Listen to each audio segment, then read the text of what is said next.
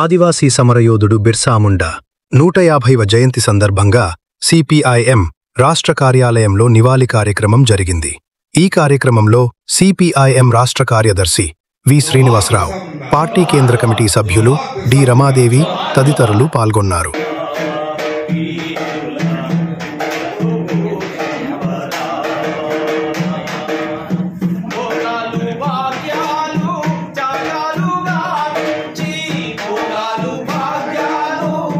సరిగ్గా 150 సంవత్సరాల క్రితం జార్ఖండ్లోని రాంచీ దగ్గర అటవీ ప్రాంతంలో ఒక అత్యంత విలువబడినటువంటి ఆదివాసీ తెగల కుటుంబంలో నవంబర్ 15వ తేదీన 1875 నవంబర్ 15వ తేదీన బిర్సా ముండా జన్మించాడు.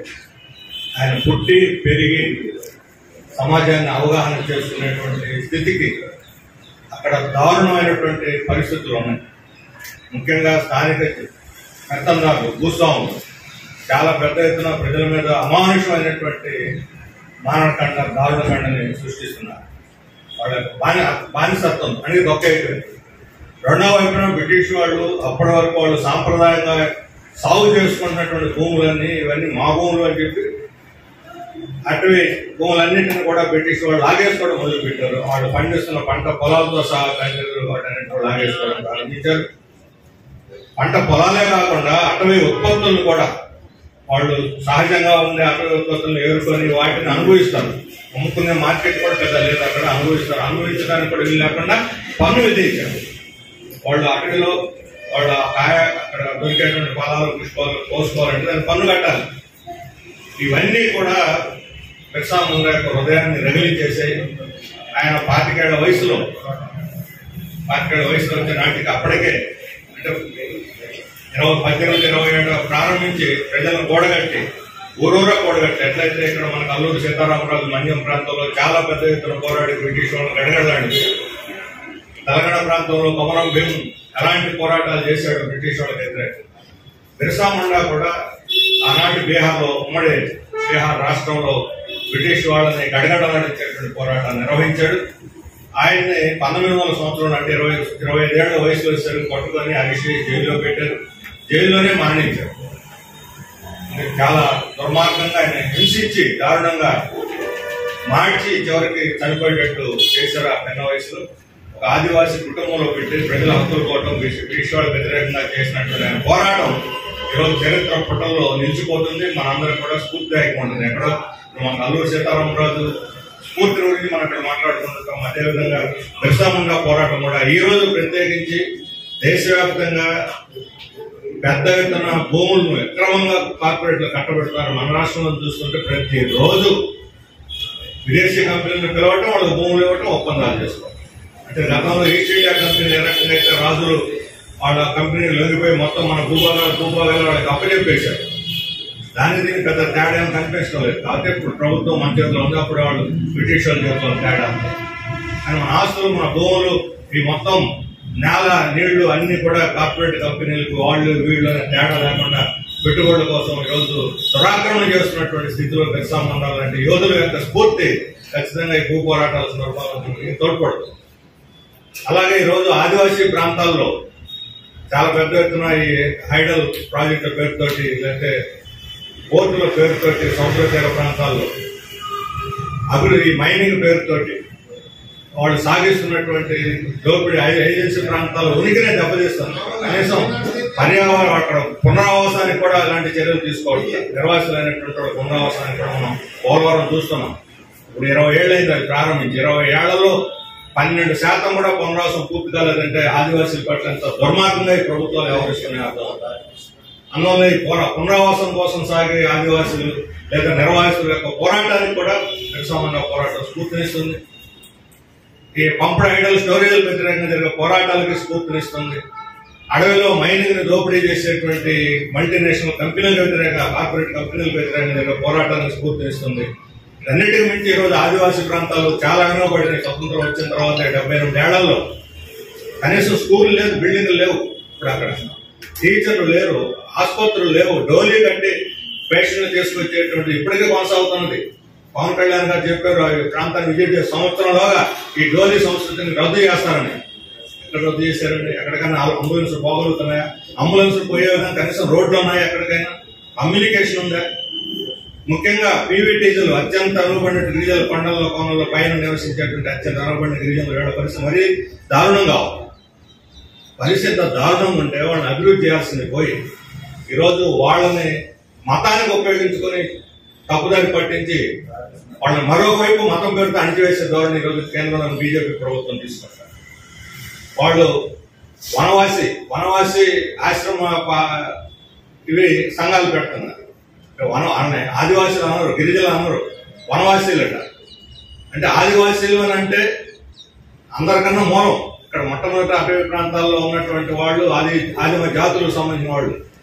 ఇది కానీ ఒప్పుకుంటే వాళ్ళ ఆధిపత్యం దెబ్బతింటున్నాం. అందరికన్నా పునాది మేమే సంస్కృతి వేశాం, ప్రపంచానికి సంస్కృతి నేర్పించాం, మేమే కట్టం బొట్టు నేర్పించామని ఆధిపత్యం ఏదైతే హిట్లర్ ఆ రోజు ఆర్యుల ఆధిపత్యాన్ని తీసుకొచ్చాడు, అలాంటి ఆర్యుల ఆధిపత్యాన్ని ఈరోజు మోడీ దీన్ని తీసుకురావడానికి హిందూ సంఘటితత్వం మీరంతా హిందువులు అనేటువంటి పేరుతో బిర్సా ముండా చెప్పాడు.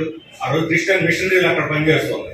క్రిస్టియన్ మిషనరీలు కూడా బ్రిటిష్ వాళ్ళ తొత్తులుగా మారినప్పుడు మీ మిషనరీలు అక్కర్లేదు, మాకు ఈ హిందూ భూస్వాములు కూడా మాకు అక్కర్లేదు అని చెప్పి బెర్సైడ్స్ అనే కొత్త మతాన్ని ప్రారంభించాడు. ఈ విషయం చాలా మందికి తెలియదు.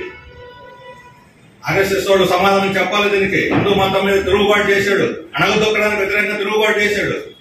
వాళ్ళు ఈరోజు తప్పుడు ప్రచారం చేస్తున్నారు. క్రిస్టియన్ మీద తిరుగుబాటుకి ఈయన యాంటీ క్రిస్టియన్ అని చెప్పి. యాంటీ క్రిస్టియన్ కాదు, anti colonial, anti British, anti imperialist, సామ్రాజ్యవాదానికి వ్యతిరేకంగా పోరాడి ప్రాణాలు పెట్టినటువంటి బిర్సా ముండాని క్రిస్టియన్ వ్యతిరేకంగా మార్చి ఈ రోజు క్రిస్టియన్ అనగదొక్కడానికి బిర్సా ముండాని ఆదివాసీ ప్రాంతాల్లో బిర్సా ముండాని వాడుకుంటున్నారు. ఇది దుర్మార్గం. చరిత్ర మొత్తం వక్రీకరించదు. అందుకని ఆయన హిందుత్వాన్ని అంగీకరించలేదు. హిందుత్వం అనేది ఆ ప్రాంతాలకు వస్తే వాళ్ళ సంస్కృతి, వాళ్ళ జీవనం, వాళ్ళ ఆచారాలు, సాంప్రదాయాలు అన్ని కూడా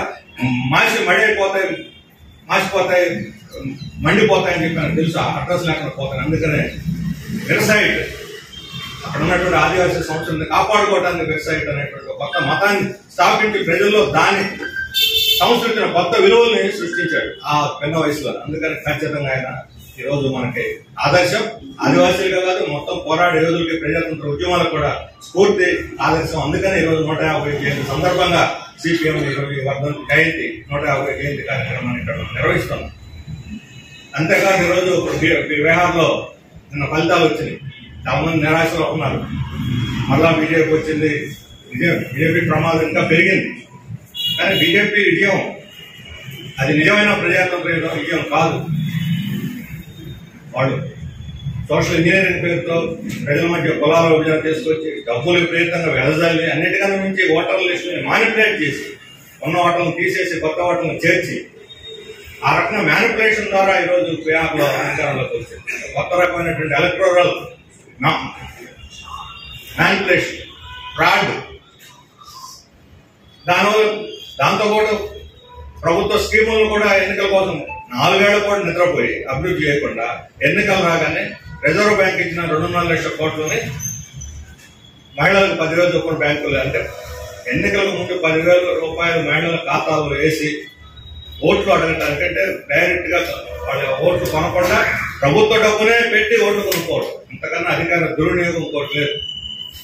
రిజర్వ్ బ్యాంక్ ఇచ్చిన డబ్బుని ఈ రకంగా, రిజర్వ్ బ్యాంక్ ఇచ్చిన డబ్బును పెట్టే జిఎస్టీ తగ్గించని బ్రహ్మాండంగా ప్రజల మీద భారం తగ్గించాలని కూడా చెప్తాము. అందుకని ఈ రోజు బీహార్ రాజకీయాలు, ఈ రోజు కూడా బీహార్ అరాచకం, హింస, అత్యాచారాలతోటి నిండిపోయాము. మైనింగ్ మాఫియాలు ఈరోజు పెత్తనంగా ఉంది. అక్కడ బొగ్గు mafia, mining mafia, education mafia, అన్ని రకాల మాఫియాలకి. ఓటీటీలో మహారాణి అని ఒక వెబ్ సీరియల్ వస్తుంది బీహార్ రాజకీయాల మీద. ఎవరు చూసారో నాకు తెలియదు. పెద్ద వెబ్ సీరియల్. ఆ వెబ్ సీరియల్ చూస్తే ఈ రోజు నిన్న బీహార్లో జరిగింది, ఈ రోజు ఆంధ్రప్రదేశ్ లో జరగబోతున్నదని మనకు కనిపిస్తుంది. ఎన్డీఏ కేంద్రంలో కొనసాగితే ఆంధ్రప్రదేశ్ మరో బీహార్గా మారుతుందని చెప్పడానికి స్పష్టమైనటువంటి సంకేతాలు కనిపిస్తున్నాయి. అందుకని కేంద్రంలో ఎన్డీఏ ప్రభుత్వాన్ని గద్దె దించడం అనేది ఈ రోజు బిర్సా ముండా జయంతి సందర్భంలో మనం ప్రజలు పోనాలి. మతోన్మాదాన్ని గోరి కట్టిన దాకా విశ్రమించకుండా మనం పోరాడాలి.